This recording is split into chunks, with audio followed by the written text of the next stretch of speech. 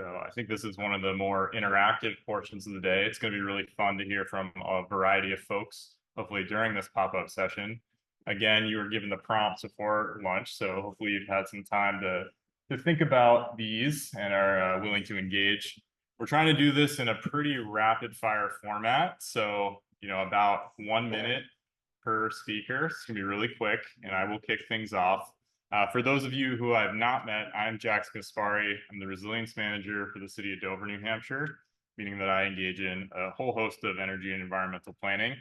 Also a proud member of the program committee for CAW and putting on this event. So thank you to all the amazing speakers we've had throughout the day so far. Congrats to our champions. They're so well deserved.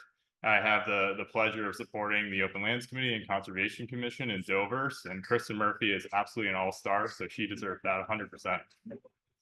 All right, so to kick this off, I'm going to time myself so I can try to get the timing down for everyone else, but I'm going to hop in with a quick segment from Dover. So right now we're working on a project to solarize our wastewater treatment facility. We're trying to build a 2 megawatt solar array to not only power the treatment facility, but to hopefully power additional facilities throughout Dover utilizing group net metering. This builds upon an energy audit that we had funded through the New Hampshire Department of Environmental Services. So we're not only trying to incorporate more renewable energy, but also to increase the energy efficiency of that facility. And I think that will provide resiliency in a number of different ways. But you can think of resiliency not only in coastal resiliency, but resiliency also on the energy side as well, in that we're taking control of where our power is coming from right here in Dover and making a real difference to reducing the city's carbon footprint. So I am exactly at time, so that should give you an example, and I'm ready for the next person. See a hand over there.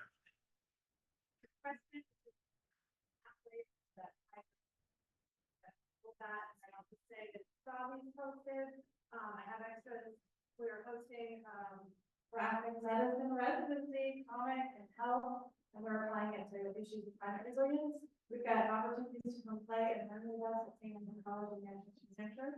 They're listed all here, Friday morning, which is tomorrow, Monday morning, and Tuesday morning. So, and you're all welcome. Friday will be workshop learning stuff, playing games that you probably made. Monday and Tuesday will be what our artists do is visiting and synthesize, but we love her. We'll be what we prototype together over the weekend. So we look forward to seeing both.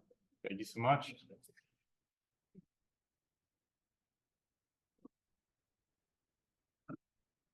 Good afternoon. My name is Jack Kaspari. I'm a graduate student at the University of New Hampshire. We're currently involved in a NOAA-funded pavement resiliency project with coastal roadways as it relates to sea level rise and storm surge. We're currently after any road damage data with date and locations of pavement damage to support our project outputs. So please, if you or anyone you know has information on road damage in the area, could you please come on? That would be great. Jack Kaspari, Thank you, Jack.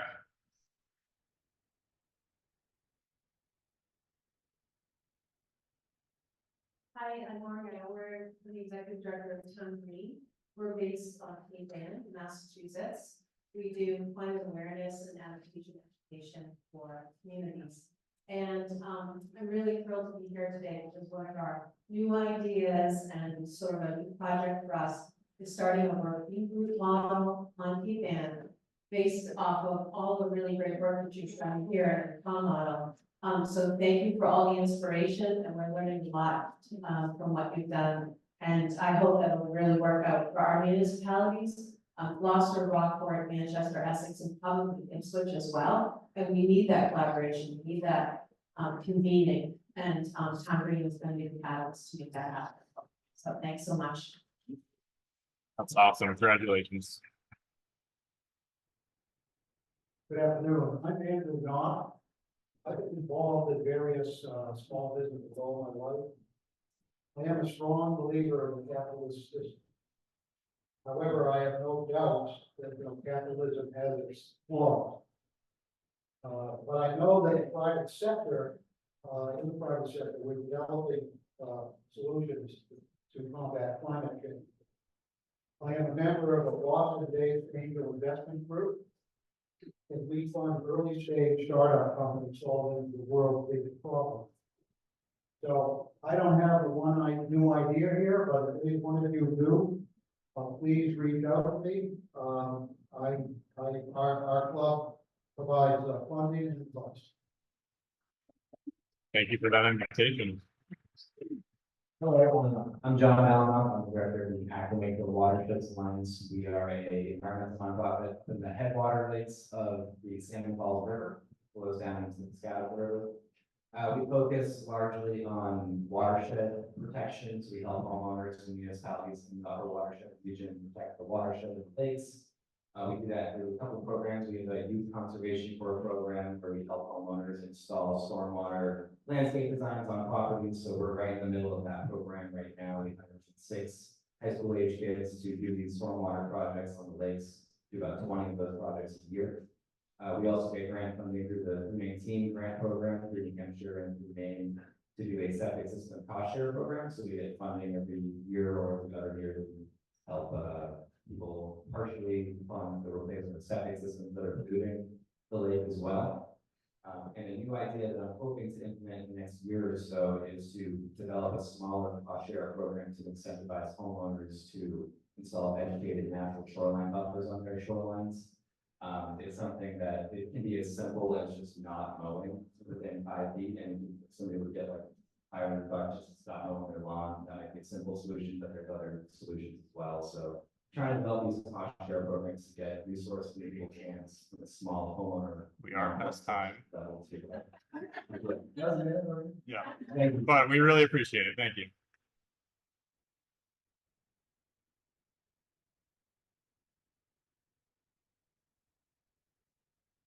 Hi, everyone. My name is Burdick. I'm the president and the Conservation Commission chair. Myself and some other folks in the room are organizing and planning for a realtors education course about living in a space where we're constantly surrounded by water.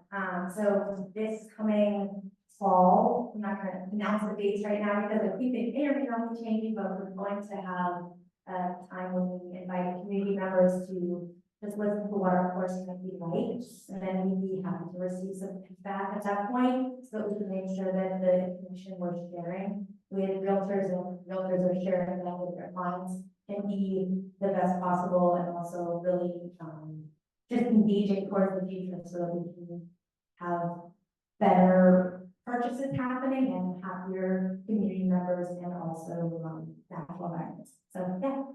Thank you, Talia. You can come find me if you want to learn more about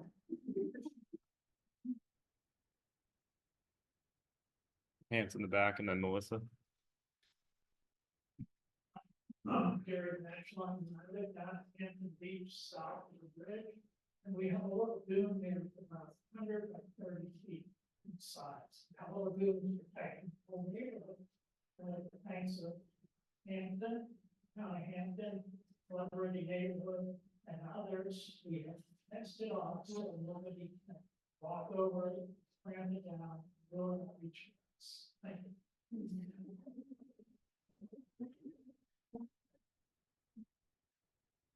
Thank you. Melissa Pouliot, the Great Lakes National Water Conservation Conservation Law Foundation, and I'm stoked to announce 2 really excellent projects that are supported through the Great Lakes 2030 initiative that are aimed at getting people more informed about what's going on around the region and to become champions for water quality and ecosystem health. So the first is called Great Lake Change Maker Program, and our second year this fall we'll have a program to train up people become advocates in their communities at the statewide level, and Dr. Woman over in the far corner is the coordinator of that program. So pay attention to the registrations and we're focusing on every river watershed this year. So training people to use their voice, to understand the political process, how decisions are made at the local and state level, and to get engaged. The second is that we have an amazing new website and a whole brand that we're launching in 2 weeks. And it's called 7 Rivers to the Coast, and all of us are part of it. It looks great. It's got amazing information. We can share our content. If you write a blog for your organization, we can push it out through 7 Rivers to the Coast. We have an incredibly talented coordinator, Gleason, who's heading up that initiative. So this is gonna amplify what we're all doing and build new audience and bring new people to be engaged in the process of protecting these incredible places that we are so privileged to live, work, and play in. Thank you, Melissa. That's super important.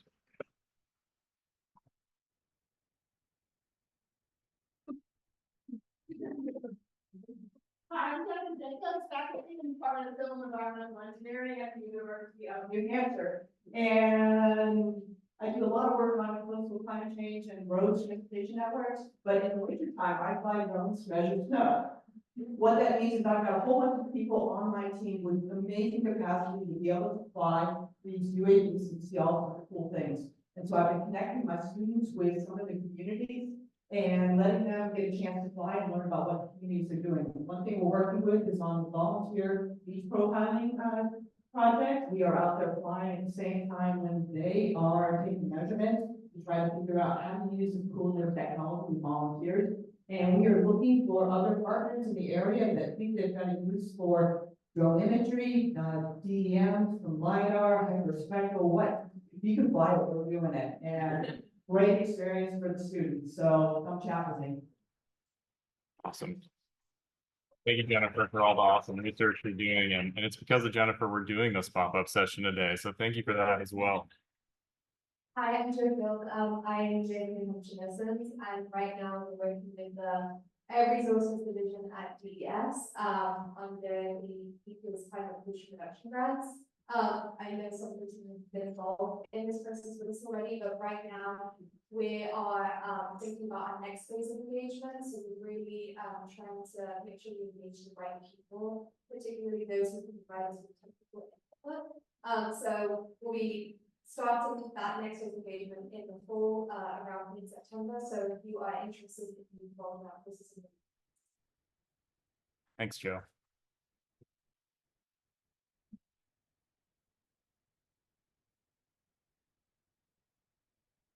Anyone else? Jason. We have time for a few more. Hi, Jason Machon, Hampton's town planner. Just give you a quick snapshot of our floodplain management ordinance and how it changed. So back in 2021, we started a project grant where we looked at the coastal flood risk guidance, the sea level rise projections in that document, and worked with a steering committee and developed a series of design flood elevation options. There were 4 of them, which we narrowed to one that everybody agreed on. From there, we took that information and we did a total overhaul of the floodplain management ordinance. We looked at a series of 8 or 9 higher standards to incorporate. We ended up going forward with 3 of those in 2024 that were adopted by critical facilities, elevation of utilities, and the chosen option for design flood elevation. But our work's not done on it yet. So we have another series of things like maybe an overlay district, coastal flood hazard overlay district, and things of that nature that we'll look into incorporate. So that's where we're at, and we'll keep you posted. Awesome. And congratulations again. Right, looking for maybe 1 or 2 more volunteers. Any takers? There we go. I just wanted to highlight a new event I've been able to do this year. We were able to partner with the Seawalls Science Center to offer a kayaking tour of the Estuarine. It's been a really great way to connect people with Estuarine out there. And so partnering with the Seawalls Science Center is a really phenomenal, great use of resource. And I would encourage you to also connect with us. Thank you very much. All right, who wants to close out? One more brave soul.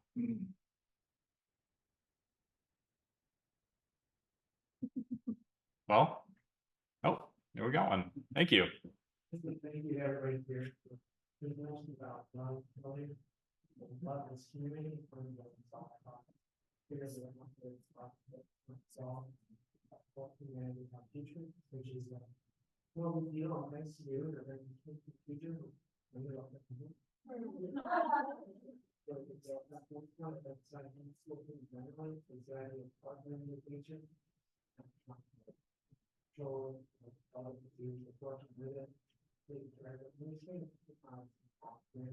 Indigenous ways. There's more ways to find part-time fish in water, shellfish in water, almost natural species.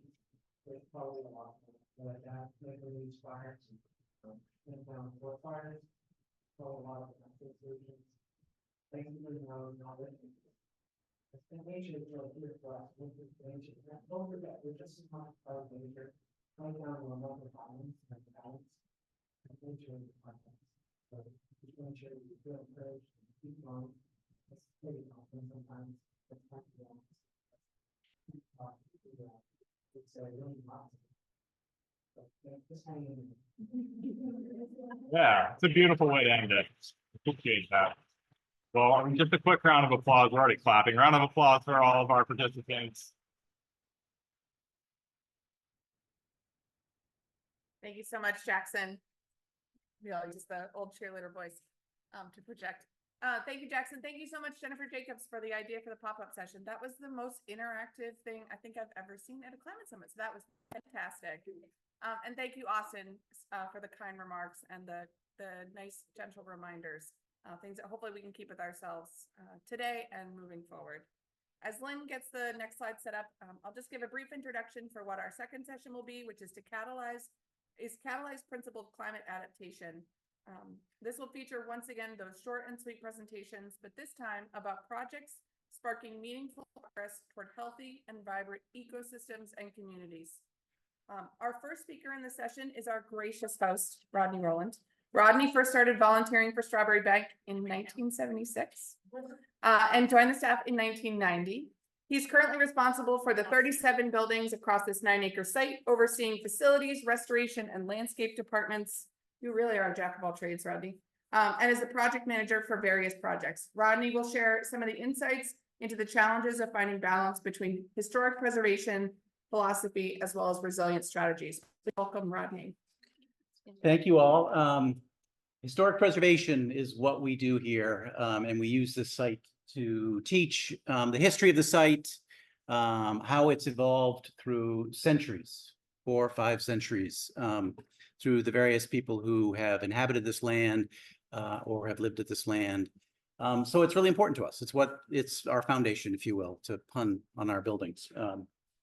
And we're very blessed with an incredible location, very close to the Piscataqua River. Prescott Park, which is a city-owned park, absolutely gorgeous. Downtown is right there. So we're well located for tourism, for events that we hold, and it really couldn't be more of an idyllic location for an outdoor living history museum. And it also makes us a very unique experience. Strawbery Bank Museum is absolutely cursed by its geographic location. Unfortunately, this lovely green grass that you may have played cornhole on or had your lunch by used to be a large waterway called Puddle Dock. It was a tidal inlet that was great when they needed it for bringing large wares and materials and supplies from the large ships in the river up into the area and onto these wharves that they built. It was a great center of commerce for the city of Portsmouth. It's why Portsmouth was the capital of New Hampshire for a number of years. And this is where it was all happening, right here at little old Strawbery Bank. The city decided to fill that in 1902, 1903, because it really wasn't used anymore except as a cesspool and as a trash dump. And then the problems begin. As you can see, the city of Portsmouth map superimposed with the FEMA flood projections, and all of the Strawbery Bank along the area of the lawn that you were sitting at is now at a high risk. So double-edged sword for us indeed. And you can see in January 13th, Mother Nature decided to pay us a visit and really show its true force.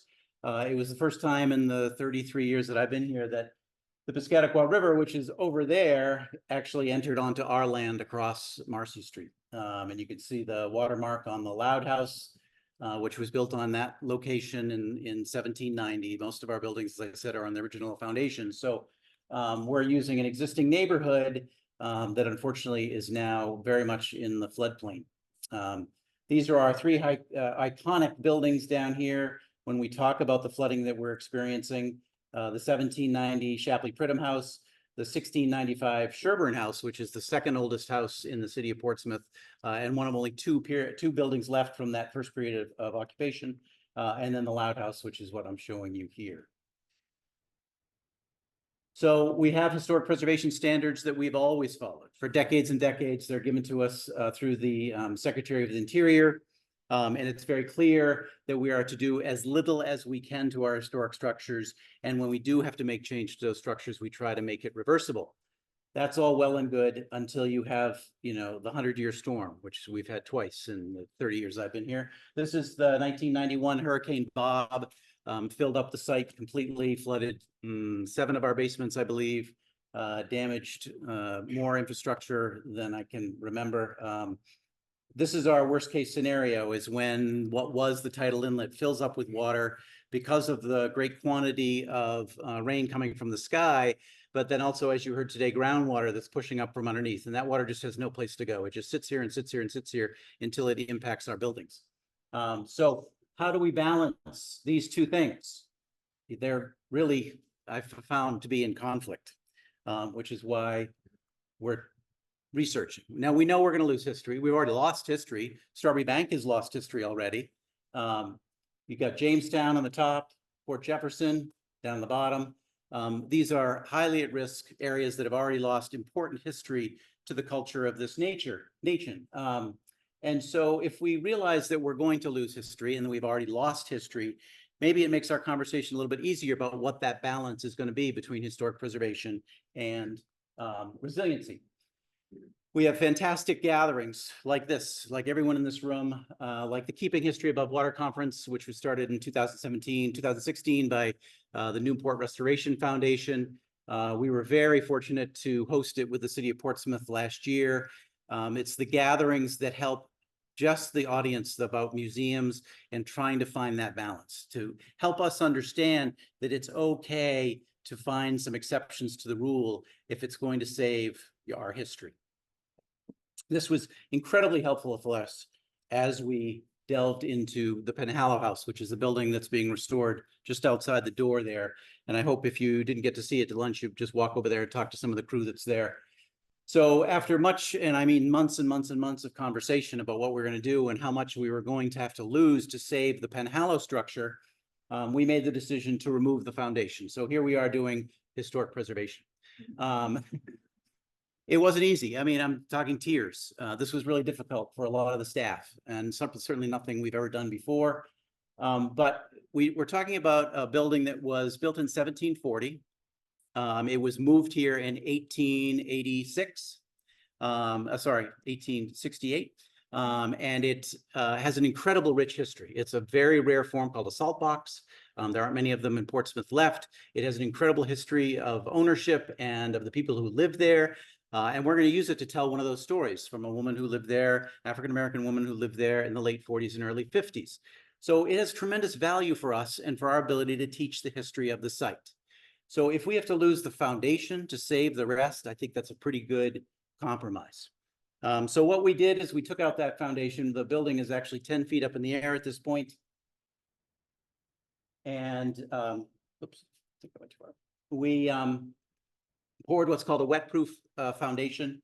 You can see the footings in the bottom left, and then the foundation walls in the bottom right. We then added a filter fabric across the entire plane of the basement with 3.5 feet of crushed stone. So we're not trying to keep the water out because there's no way we're going to do that. The puddle dock inlet that I showed you went underneath where this building was located in the 1860s. So the water's still there. So we're not going to try to keep it out. We're going to invite it to come in. And then we're going to put in a series of drain pipes. You can see these green pipes right here. There's a perimeter drain. There's an interior perimeter drain. There's drains crisscrossing across the entire plane of the basement inside. And it's all connected to the city stormwater system. So the plan is it's a timing game. We know that we're going to have to accept so much water while the tide cycle is doing its thing in the river. And then when the tide releases and goes out, the stormwater system begins to function again, and we lose our stormwater. So fortunately, this was all in place in January when we had our highest recorded high tide in the Piscataqua River. And as you can see, the water filled up the foundation above the crushed stone, just as we thought it would. And then 2 hours later, when the river went out, the water went with it. So we're calling this a victory. We are going to put in some insurance, if you will. We're going to put in 4, you can just see these little pockets right here. These are going to be 4 flood vents that are going to be on the rear elevation, not very visible, to try to, keep that historic image. The flood vents will allow water to exit the foundation if it ever reaches the point where it might hit the joists of the undercarriage. We're also going to put a large sump pump on batteries in the very center of the foundation that will eject the water onto Washington Street again, if we need to do that. So this is just sort of 3 redundant systems to keep the water from damaging the historic structure above. What else do we need to do? Well, that's all the groundwater issues coming up from underneath. Now we need to worry about flooding. Unfortunately, it sits on Washington Street. This is a higher elevation up here. This is a higher elevation down here. And the house sits right here, which means all the water drains right down into Newton Avenue and floods this entire area. So we've got a grand plan that we hope to implement through a grant we received probably in the spring. We're going to put a mountable curb. This will be with the city's permission and hopefully even some funding because it's their stormwater that's negatively impacting our site, and that's not allowed. So they are willing to help us put in this mountable curb, which will pin the water into Washington Street. It will flood the street, but better than us. And then we're going to change the grades of Newton Avenue to allow positive pitch from the buildings and down to these newly established rain garden water retention areas. This one is directly connected into the city storm line, which is right here. And then this one up here, it has a yard drain already, and we're going to create this storage area around it. And that filters underground over to Washington Street and then back into that same system. Again, it's a waiting game. Store the water away from where we don't want it to accumulate until the tide goes out and the water drains away.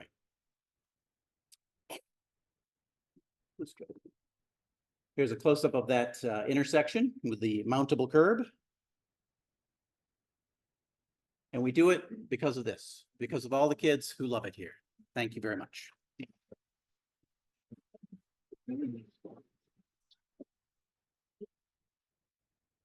Time for 2 questions. So. 2. Thank you so much. Is it salt water and so are you changing the vegetation? Well, it's David should probably answer that, but it's very complicated because we're doing we have some groundwater wells, which you heard earlier, and what it's showing is that it starts as fresh water or brackish water, and then it actually jumps to salt water where those sensors are. So we're still kind of studying the timing. There's about a 2-hour delay from what's going on at this house and what's going on in the river. So that's important to know.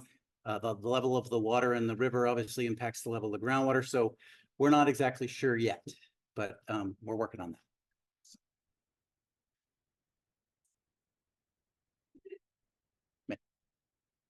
You know,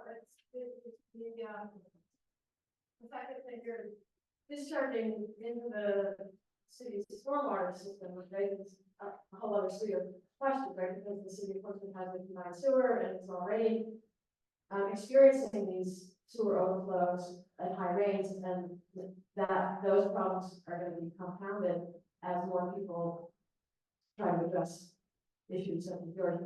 I'm just curious, has the city, what's been the relationship between Strawbery and Banke trying to address its infrastructure problems and the larger stormwater problems the city is happens? Yeah, I mean, we have a fabulous relationship with the city. We have to. We're a pretty decent economic generator for the city of Portsmouth, so that helps a lot. We do pay taxes. We have a lot of rental properties that we pay taxes on. So we have a very, very good relationship with the city. We've got the exhibit that we did in cooperation with the Department of Public Works.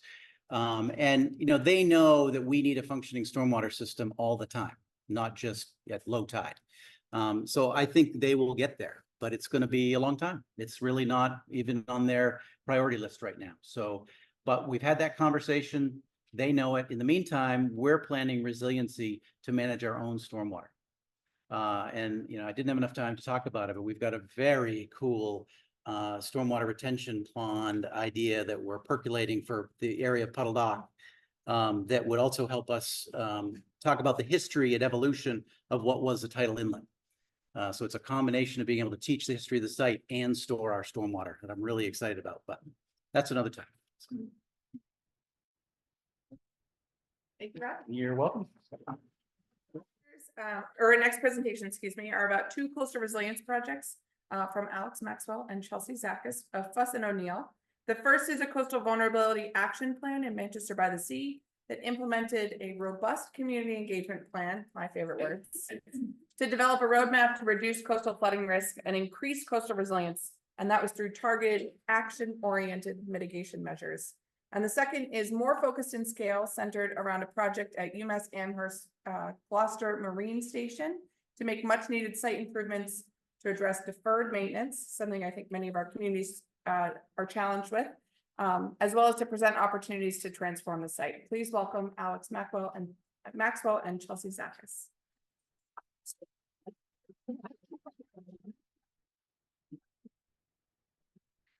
Hello, everybody. Thank you so much for joining our short and sweet presentation on rising seas and rising to the opportunity. I'm Chelsea Zakas. I'm an environmental planner with Fuss and O'Neill, and I'm joined by my colleague, Alex Maxwell, senior environmental planner and project manager. And as Abigail mentioned, we're going to be briefly discussing two projects, the first focusing on UMass Amherst Gloucester Marine Station, and the second focusing on the town of Manchester by the Sea's recently published coastal vulnerability action plan. So thanks. Just as this session is about catalyzing principled adaptation, we wanted to highlight some of the principles that we incorporate into each of our climate adaptation projects. The first being understanding the context of the site. This has to do with understanding the current and future climate conditions of the site, understanding the site's surrounding environment and the historical and cultural context of the site and how the site has been adapted for human use over time. Second, a community-informed vision. This involves collaborating with the community and developing plans and design concepts through thoughtful and frequent community engagement. And the third, striking a balance between a return to nature and developing creative adaptation solutions that can enhance the existing site. Now, Alex is going to go more into detail on the projects and how we apply these principles. Thanks, Chelsea. All right, so I'll be very brief. We have two projects to cover. I'll start with GMS first, which is a UMass Amherst site located in Gloucester. So we're down in the Commonwealth, north of Boston, on the north side of Cape Ann, on a peninsula that sticks out in Ipswich Bay. And as mentioned, this project is really focused on addressing three priority site improvements that primarily get at addressing some of these deferred maintenance issues to do with the crumbling seawall, which you can actually see here. Repairs to the outdoor teaching and research space, which is currently in disrepair, a bunch of broken slabs, and then the installation of a new dock and crane. So before getting into actual design, we did a lot of robust analysis. I'm not sure why there's a white bar up there, but to look at current and future coastal flood conditions on the site. We coupled that with an analysis of our surrounding natural environment, primarily the eelgrass bed that comes in seasonally to the south, right there in Hodgkin's Cove, which really informed siting alternatives for where we would locate all the in-water work to do with the dock. But then we also looked at the history of the site as well, which was really important, how we practice design, looking at the historical uses of the site over time.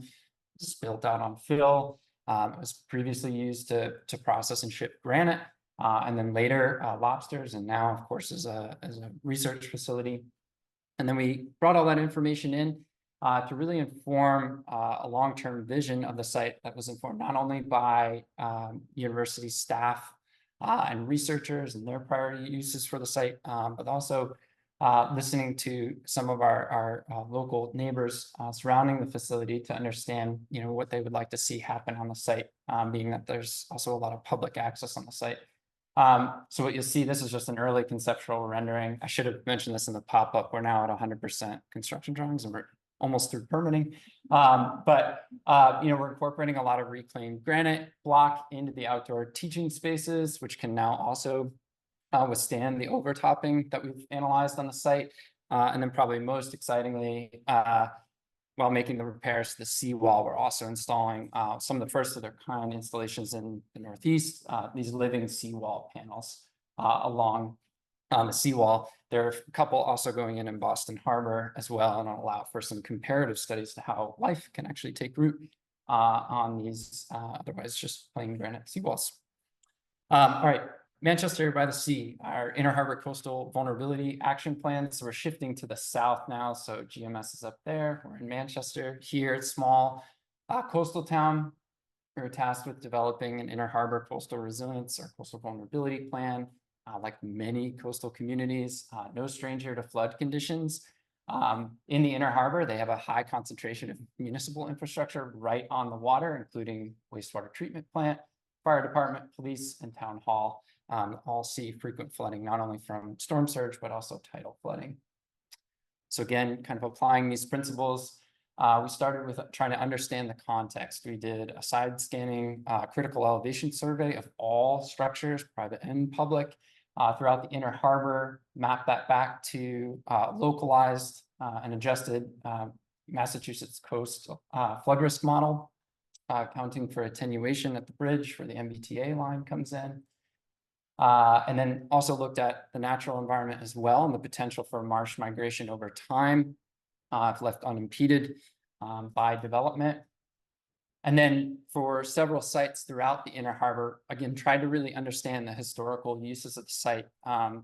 In the Inner Harbor of Manchester, they have a really great park, Masconoma Park.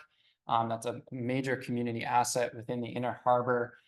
Previously it was a salt marsh. It has been transformed over time to where it is now, which is largely used for recreational purposes, but it's also a working waterfront. So taking all that information on board again, we conducted a series of stakeholder meetings, intensive multi-day workshops, design charrettes, what we call walk shops, where we're actually walking out on the site and listening to the community and learning a little bit more about how the sites have been used now and what they'd like to see happen in the future, and also the challenges with regards to the different sites throughout the Inner Harbor. So with the Coastal Vulnerability Action Plan that we developed, we ran a few different types of scenarios, action scenarios, looking at not just long-term, but also short-term actions that could be taken. We coupled these kind of planimetric visuals with cost estimates and regulatory considerations. And they included a range of different types of actions that could be taken from more traditional engineered approaches to floodproofing structures and elevating critical infrastructure, to more nature-based solutions where you might consider actually retreating out of certain areas within the town, maybe looking at Masconoma Park as it transitions into more of a floodable park, and then more ambitious actions like a potential elevation of the MBTA line, which is a really big step, but requires some conversation first. So more recently, in the past 2 months, we've started implementing some of those near-term actions. We're starting to elevate some of the infrastructure and put some check valves on critical outfalls, but we've also had a chance to go back and revisit Masconoma Park and look at how we might adapt the park to the tidal inundation that's going to happen over time, and reprogramming the park and ultimately preparing it for a transition into more of a nature preserve over time. If you do have your phone with you, you can actually point at this QR code. One of the things that we do in these intensive 3-day design charrettes is prop up not only these sketch drawings, but also our 3D models, which really allow community members to actually see what they're proposing in more of a realistic perspective, because it's hard to imagine your park having a bunch of water on it with a boardwalk running through it. So I'll flip back to that in a minute, but I'll try and wrap it up there and open it up for some questions, and please feel free to contact us or bump into us afterwards.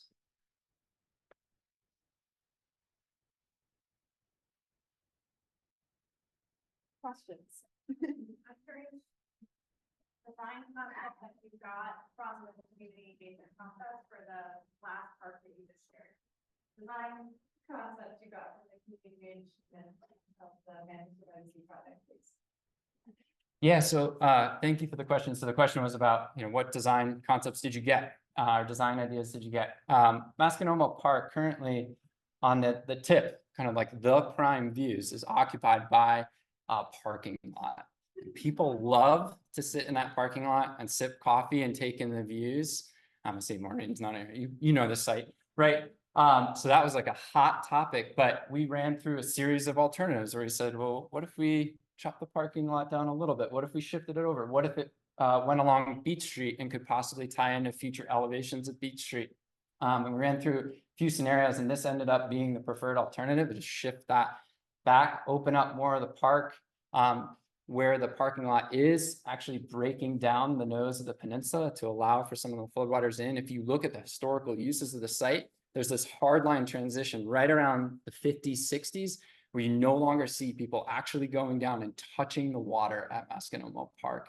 Under this concept, you still could, but also introducing a boardwalk to allow for passage over some of those floodable areas that then in the future would serve as a boardwalk through more of a nature preserve as that tidal inundation line shifts towards Beach Street. So that's just like a quick smattering, but yeah, the slides will be up there too. Yeah. Can you speak to funding and how Yeah. communities are fundraising for these efforts? Yeah, so the question was, speak to funding. Everybody likes to talk funding. We're very fortunate in the Commonwealth. We have a number of different funding mechanisms that we use with our partner communities.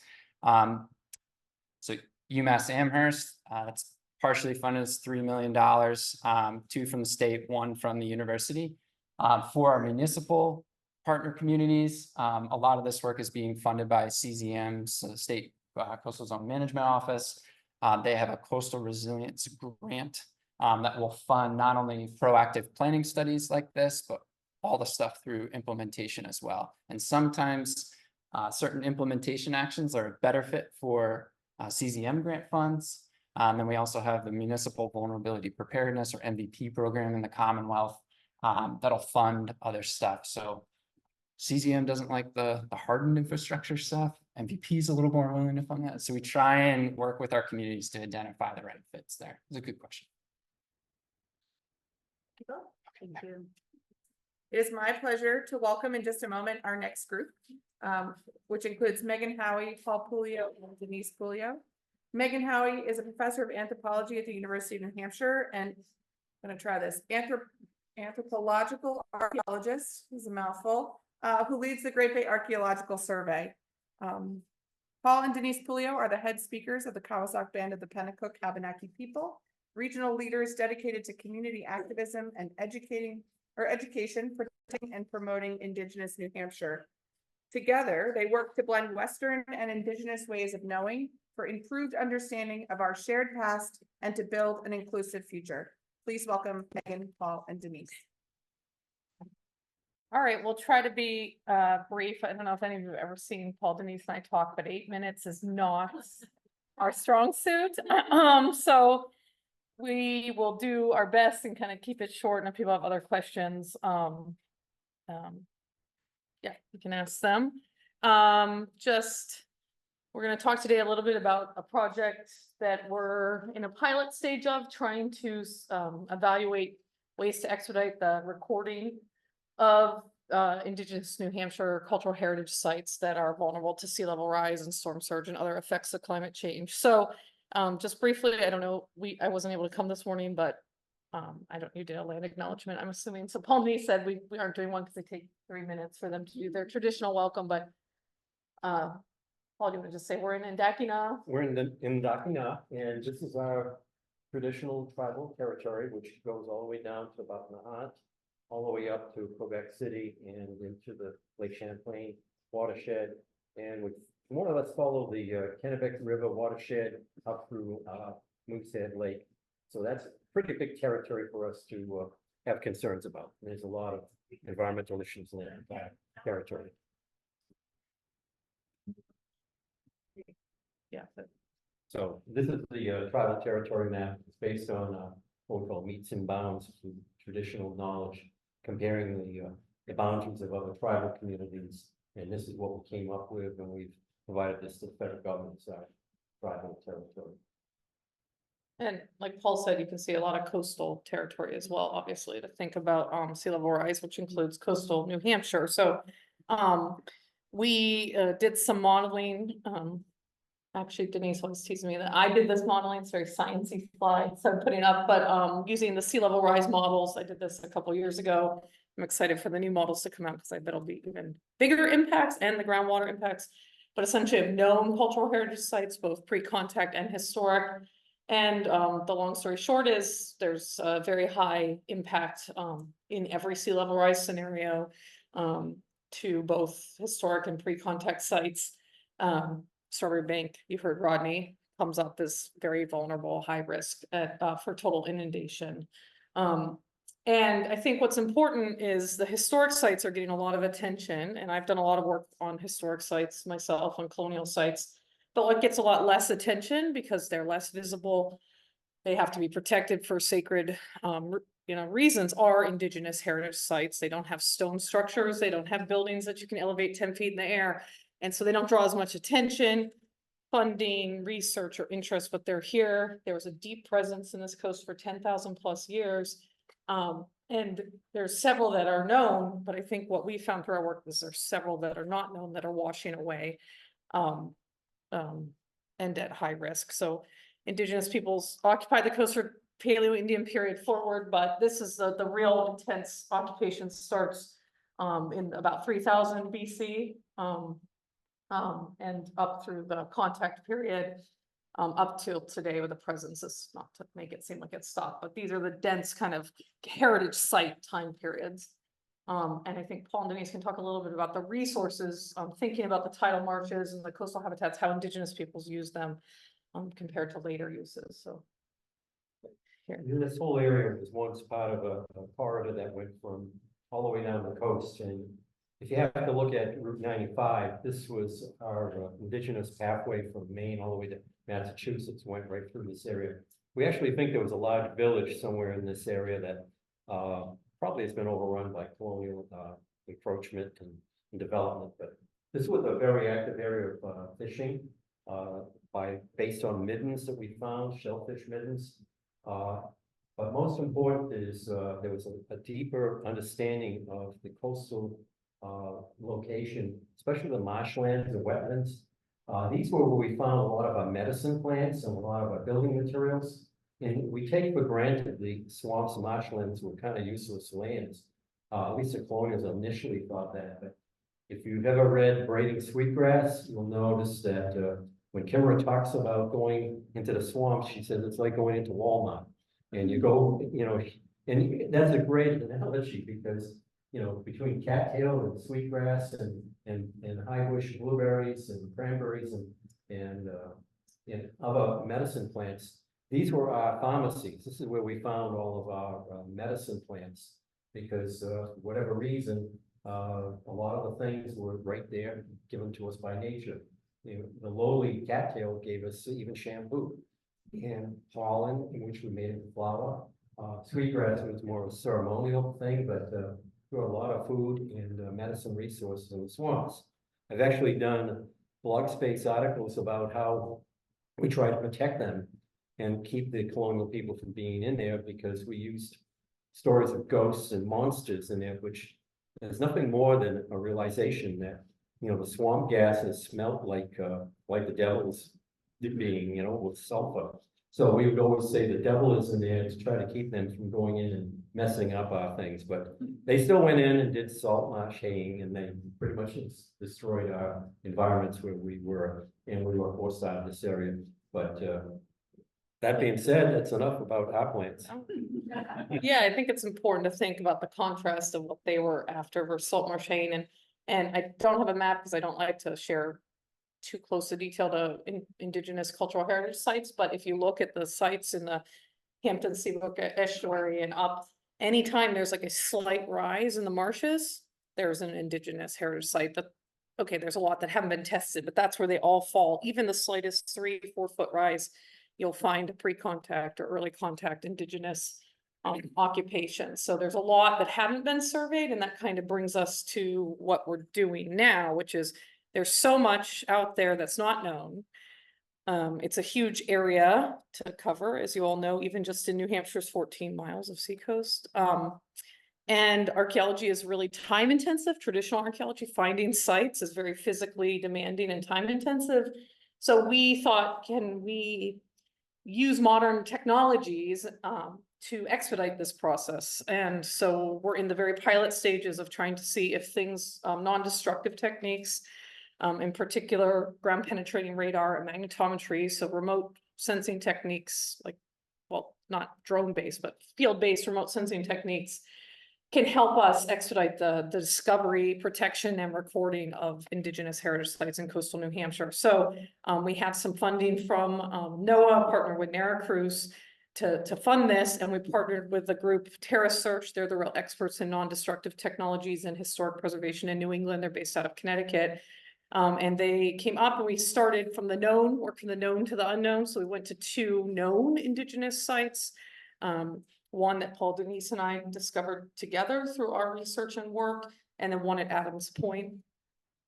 And we ran ground penetrating radar, magnetometry, well, Terra Search did. I'm not an expert in these technologies, so I'll just briefly explain. But the big question was, can these find things like Indigenous hearths from, ancient pre-contact Indigenous hearths? This is a contact period hearth. This dates to, about 1600 AD. Can it find these subsurface features? Can we document sites ahead of their destruction without destructive and archaeological work / expedite the time it takes to document them and cover larger areas more quickly? So we ran the ground penetrating radar and the magnetometry. The magnetometry essentially looks for magnetic anomalies in the ground. You can't wear any metal when you use the magnetometries. So you have to stay like glasses, everything can change it, because essentially what magnetometry does is detect magnetic shifts. So the results of the magnetometry are actually quite good from one of this is the site that Denise and I discovered together that's being inundated by groundwater. It's not subject to sea level rise in terms of erosion, but it's being inundated from the ground up. It's on the Oyster River. And essentially it doesn't find sites. That's why we're starting with a known. It finds anomalies. And because we know some of these are Indigenous features, then the ones in the areas we haven't worked on, we can go out and test. And that way, sensitivity analyses, these methods, to then go to unknown places. But we know these features are features, so then we have worked in this grid, so we have some targets to test using this to hone these tools. So that's magnetometry, give us the best results in this case, but we also did ground penetrating radar, which sends pulses of radar pulses, and it's based on time and feedback to essentially, again, it just finds like hard things in the ground. Essentially, it doesn't find archaeological features. This is a myth, I think, of as these tools are getting very popular in archaeology and in general. They don't find anything, they find like resistance, right? So you have to then ground truth and figure out what it is that you're looking at. But these are the ground penetrating radar results, and essentially it gives you these based on the time that it gets feedback from as you walk the machine. And then you kind of look through the ground in time slices. It knows it's going further and further underground. So this is at like 40 to 50 centimeters potential where we might find heritage features. And then when you're getting down to 100 plus centimeters, you're starting to see all those on bedrock. Probably it's like reading the bedrock. So we're still working with Terra Search to figure these out, but there's some interesting prospects in the GPR that we might have found. For instance, a possible post-hole. The site has lots of structures at it, ancient, pre-contact structures that are now gone, but the holes where they built their houses out of, the resources from the forests are still left behind. So we might be onto that with GPR. So essentially, we're in the pilot phases of this, trying to see if we can use these tools to get ahead of sea level rise at sites and record them. Is that pretty much it? Mm-hmm. It's a vast challenge because there's a lot out there we don't know about. Even the sites we know about aren't well documented, so it's kind of a race against time, essentially. So, did you want to talk about the corings? No, I think that's, and we did some quarries to try to date the Yeah, we- GPR too, yeah. We're pretty active in doing bog core. Oh, yeah, we're doing that too. We're doing a lot of bog coring. We just finished one in Albany, New Hampshire in a bog, and we've got several others targeted in the Saco River area. And Yeah. And what we're trying to do is get ahead of the curve and find out if we can, what the paleo environment looked like by doing deep bog cores, and we've been doing that at this point. We did coring along this work too, yeah. Yeah, so we're using all of the Western science we can muster to try to figure out what did the past look like. In the process, we've been funding some of the research ourselves. We just had some of these bog cores go down to Woods Hole, and we've done analysis for the C14 carbon dating of what we pulled out of the ground. We're looking at robustly, looking at everything, including what were the plant and agricultural resources and over a time period. We're hoping to do more and more of this kind of research because that's the only way we can do it. Yeah.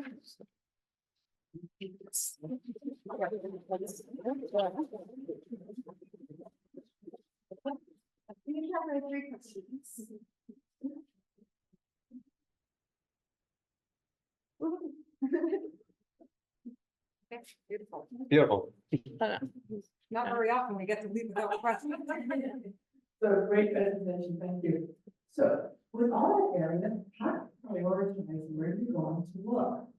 Yeah, that's why we started with sites that we knew about and just went from where we had worked to and then out, you know.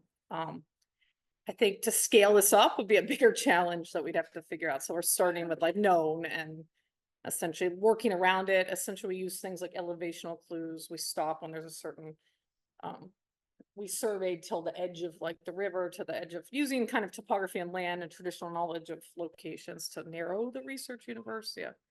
And even we could have done even more. It's also, these are faster than archaeology, but I also learned by doing this pilot project, they're still not super fast. So it's still a lot of physical time and labor and work. So yeah, so you got to prioritize. It's hard. Yeah. Some of the sites are being pointed out by land conservation groups who are trying to negotiate buying up a lot of. We're doing a lot of work with like CELT and CELT and GNC and others.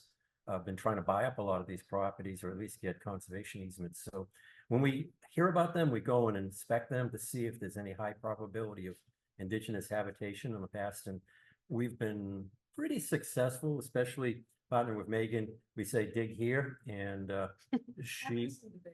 after some debate and you can look at topography and what we call geospatial analysis to find out what would be the most logical places for villages and habitation sites and processing food sites and predictive modeling. Predictive modeling. We have quite a few experts working with us from Massachusetts and New Hampshire that are specialists in this, and they pointed out a lot of places we should be looking. And it is fascinating that there's a lot of logic to where indigenous people set up shop, so to speak. Right.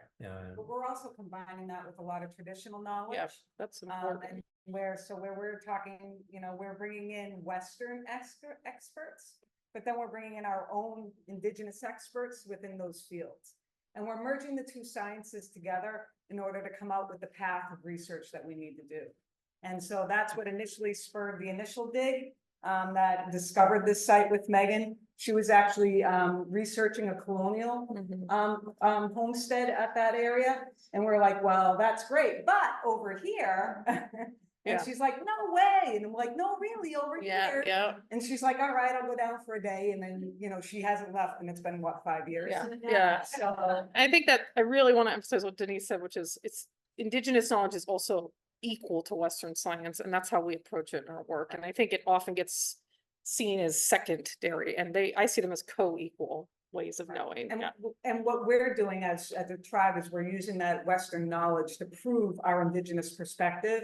So when we say, hey, this happened, you'll be like, oh, well, they've done that so many times before and it's always proved right. Well, maybe we should listen. So, yeah. I'm kind of viewpointing the assumption that there might be mistrust between indigenous knowledge and Western science. Have you had a challenge or I've seen opportunities if like, let's say bridging those two sides. I guess what challenges have there been, if any? Yeah, I think Yeah, this has been brought up. It's interesting. A lot of the projects get some backing from the National Science Foundation, and the federal government wants community engagement. And that means beyond just the local municipalities. So partnering with UNH, we found that there's a learning curve dealing with Indigenous communities. And it's a different engagement process. And since we're working with some Arctic research, some communities like the Inuit in Alaska are overstudied, and they're overstressed by having researchers come there. We're also working in with the Sami in Sweden, you know, the reindeer herding communities, which are under stress as well. So there's a lot of research coming out of UNH, and it's been a learning curve for both sides to engage Indigenous communities. It's not like you're engaging other Western white scientists. You have to be more respectful and understanding that process moves very slowly in Indigenous communities. And I think I will say it's Paul and Denise, and I think about this a lot. We give a lot of talks together. We've worked together though. You're seeing a product of 17 years of our relationship. Is that about right? Yeah, it's good. You know, so we look like, but it has been like, it has not always been easy. I am an archaeologist, like I am a Western scientist. Like we have had a lot of growth together and we make it look easy, but it's not. And it takes relationship building us and humility and like willing to work through conflict and keep going. When you build a relationship with an Indigenous community, it's just not, you know, right, your profession against their profession. You're building a relationship. Yes. I know Meghan's father. He lives in Michigan, and I've met him. Yes. You know, I know Meghan's children, you know, I know, they love, you know, they I love know her. family. I know her extended family. Like, you know, we do, you know, things together outside of, you know, the workload. So when you build a relationship with a community, you literally have to give yourself to that relationship, because if you don't, you're failing. It's not going to go anywhere. Because you're not going to have that trust. Indigenous communities have been used as guinea pigs for so long. You have to build that personal relationship in order to move past that. Without that personal relationship, you're not going to go anywhere. Yeah, it's been a learning curve for both of us, you know, both sides. And sometimes, you know, we said you can't just be performative and say you have a seat at the table, but don't provide a chair. And we found that we end up in faculty meetings now, which was never heard of. Yeah. And we actually strategize on how we're going to engage the next generation, especially our postgrads, which we're trying to fine tune what postgrads are doing for research and where we think they can do the most, especially for Indigenous science recognition. Yeah, I think we're we're done. Yeah, we're done. Great. Yeah, thank you.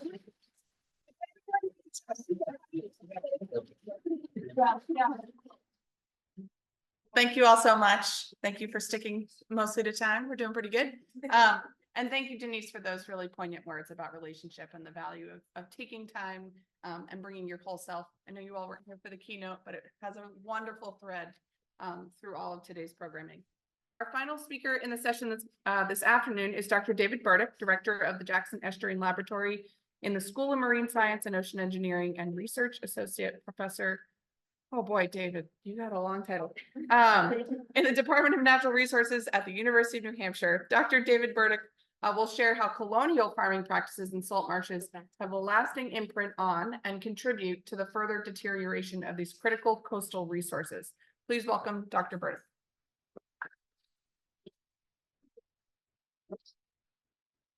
Yeah, and solutions. And it's just great that I'm following up on the last talk. We're also working a little bit with Denise and Paul, trying to understand farming in the marshes, because I hate to break anyone's heart, but everything you look out there is not natural and totally a set of structures that are occurring now that were farmed. So I have a pretty big team here on my list. We have a larger team. We work all through the Northeast from Long Island up into Maine, working on these different sites. You can see there's a road here. It's actually a stone road a farmer built in Rhode Island. And this pool was restored, the water was taken away, and all of a sudden a road appeared. It said like, oh, it was underwater, and we didn't know about it. And I was just there last, I'll be there next week. Anyway, every marsh was farmed. Every single one. Maybe some fringe marshes were farmed, marshes that are less than 30 feet wide. But if it was more than 30 feet wide, it was farmed. We don't really know much about it. This is a 1720 image of people repairing a dike, which means we don't know how old the dike was that they're repairing, but maybe 40 years old, maybe 60 years old in Nova Scotia. You can see it's in the marsh. They have this cute little drainage system in the bottom of it. You see wattling, wood wattling on each side. So that's how they would drain it. So they would drain these sites, prevent the salt water from coming in. And that little trunk actually had a mechanism. And the mechanism was published in 1824. This very complicated diagram has 3 images of the mechanism, the float system, the box system, and how it was fit into the dike, which they built. And then it also has a landscape view and a plan view. This is just an amazing use of one illustration to show how you too could farm your marsh completely. And the farms were terraced, so the highest elevations, they probably could grow anything they want, and the lowest elevations, they might have been limited to Spartina grasses, marsh grasses. We still see evidence out there. This is an image of a box. This is Jeff Wilson, co-author, standing in front of an old berm. These berms have settled down. Here's folks up in northern Maine finding one of 3 of these boxes, these drainage boxes, one-way drains, so that to farm from the marsh. And this is way up in Washington County in Maine. So like everything was farmed from Nova Scotia, New Brunswick, Maine, Hampshire, Vermont, go to Virginia. Guess what? They grew rice in South Carolina. Guess where they grew the rice? Tidal marshes. By 1860, when people were documenting this with images and photography and painting, at this point, all that intensive farming had been abandoned. So we're talking 8 generations of farming in our salt marshes. And then for one reason or another, maybe the Civil War, most of it left. And what we have left is what we all know about, the farming of the marsh grasses, the salt haying. So salt haying we know about, but we don't know much about before salt haying. The problem is sea level's rising, and these structures the farmers left out here are interacting with sea level rise and causing big problems. So when you have too many ditches next to each other to oxidize the peat, and the peat subsides, salt marshes are supposed to build with sea level rise. They've been building for 4,000 years until we came along in 1640 or so. And where it's really highly ditched, they're actually falling in elevation. You kind of can see that upper orange circle is in Spartina alterniflora instead of Spartina patens. And who knows what it was when it was a farm, what they were growing. The lower circle shows an area where the ditches had all filled in and becomes in kind of a pool. It holds water, and when it holds water and there's no plants, the plants is what are what making this build in elevation. So if you kill the plants off, guess what? It subsides. So whether you have too many ditches or not enough drainage, the marsh is subsiding. So that's a big problem. And I know I'm taking a lot of time addressing the problem rather than the solutions, but I just want to show. This is an image from Hampton Falls. You see a problem? Big pools, no marsh. It's subsiding, it's not building. And you can see the embankments clear as day. You can see that lower area. Those embankments all had ditches. Everything was ditched. But the ditches have filled in over there. Where the ditches haven't filled in, they've sort of multiplied. You can see it's really low. It's an alterniflora marsh. But that was actually a working farm with crops. And now it's fallen and subsided. So they both cause problems. Both of those different directions. So the solutions are, if there's multiple ditches next to each other, some of those ditches should be taken out of service by mowing the grass, putting it in the ditch you've chosen to shallow, and shallow the ditch up. So 1 year, 2 year, 3 year, so that it's only about, so the ditch is only this deep. And then at that point, it's not going to cause problems in the marsh. It's not going to over oxidize the marsh. On the other side of the soil, you have these areas, these big giant pools, and those can be a small runnel can be created, a small drainage system. So drainage systems where there's these giant pools where all the ditches are filled in, and we have ditch remediation where there's still too many ditches. So I just want to run through a quick example, and this is Jeffrey's Neck work unit in the Great Marsh in Massachusetts. You can see one of the problems we have is a lot of private ownership. All of this is managed by the trustees of reservations. There's almost 300 acres there, 7 properties. So that's the outline. So you won't see the marks. I'm going to show you all the embankments at this site.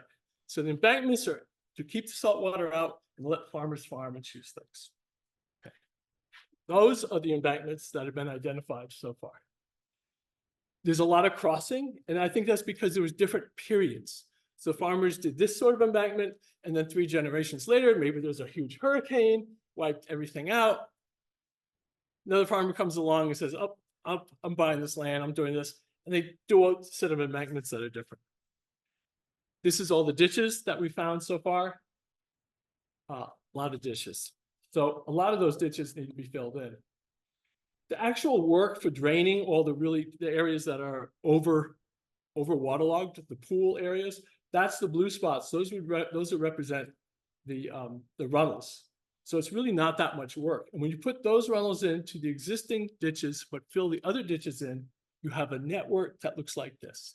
It's a bifurcating network.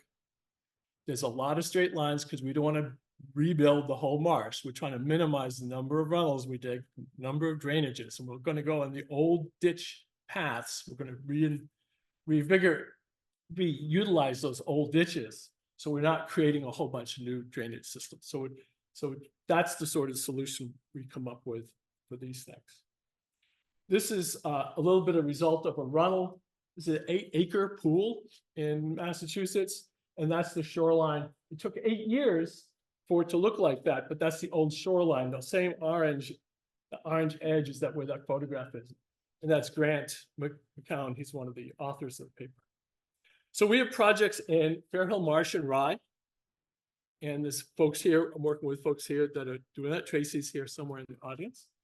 And the Pouliots are participating in that process because we'd actually like to build in some sweetgrass, plant some sweetgrass around some of the older, some of the island edges where we think that will survive, because that was probably wiped out when the whole area was farmed. And we're looking at Philbrook Pond in Northampton, working with folks in Northampton to restore Philbrook Pond. And we have a ditch pilot in Hampton, the town of Hampton. We have several areas with ditches. And so we're working hard, folks in the coastal program, and Aiden is working hard to identify the areas we can work in. We thought that was all public access sites, but now we know some of it's private. So we have to move things around and issues associated with that. North of Depot Road in Hampton Falls, we're looking at a runnel project for this summer as well. And it wouldn't get those pools that I showed you before, but there's some other pool areas that we'd like to tackle. And these are really more pilot projects in this state. They're pretty small projects. And then finally, the Leverland Creek Marsh. I don't see the TNC is here today, but they're also interested in restoring that. And that's in Great Bay. All these other marshes are along the coast. So thanks so much. I have my own set of principles we go by. There's words like humility, how to define success, how to have some criteria, and keep it real as opposed to not. Okay, that's it.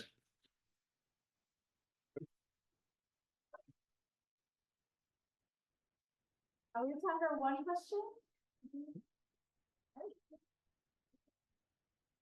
Out of pure curiosity, do you have any theories on why farming would happen? Well, one theory is that when a whole bunch of people that would be working on the farms are taken away to fight in a war, and then new lands are open to the west, they might not come back and work in these sort of conditions and might want to try something new. So that might be a big one.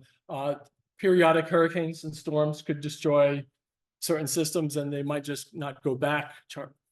Farms may change hands. So I don't think it was like a blanket changeover. I think it was bit by bit. Thanks.